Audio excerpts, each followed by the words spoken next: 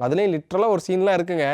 அந்த சீன்லாம் நீங்க போய் பார்த்தீங்க, கொஞ்ச நாள்ல அதுவே வெளில வந்துரும். மீம்ஸ்லயோ இல்லன்னா இன்ஸ்டாலயோ வந்துரும். கண்டிப்பா பார்ப்பீங்க.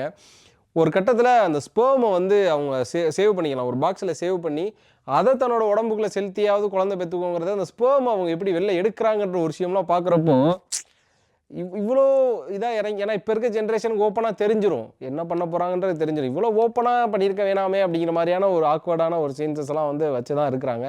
இப்படியா வந்து ராபர்ட் மாஸ்டர மூடேத்தி, அவர் மூலமா தன்னோட உடம்ப சூடேத்தி குழந்தை பெத்துக்கிற ப்ராசஸா ஃபர்ஸ்ட்டு ஆஃப் போகுது. அதுக்கப்புறமா ஒரு பக்கம் வனிதா பிரெக்னன்ட் ஆயிடுறாங்க.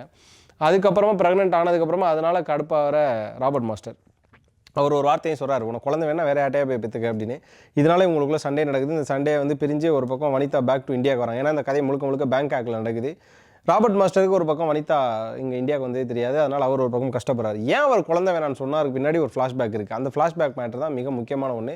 ஸோ அந்த ஃபிளாஷ்பேக் உடைச்சு குழந்தை பிறக்கறதுக்கான ப்ராசஸ் இருக்கா இல்லையா அப்படின்னு சொல்லி இவங்க ஒரு பக்கம் போயிட்டு இருக்காங்க. அதுக்கப்புறம் இந்தியாவுக்கு அவர் வர்றாரு, டிராவல் ஆகுது. கிளைமேக்ஸ்ல நடக்கிற ட்விஸ்ட் இதுல முக்கியமான விஷயம் என்னன்னா, குழந்தை பிறந்தா வனிதாக்காவும் செத்து போயிரும், குழந்தையும் செத்து போயிருங்கிற மாதிரியான ஒரு விஷயம்லாம் உள்ள கொண்டு வராங்க. கிளைமேக்ஸ்ல அது மாதிரி இருக்கு.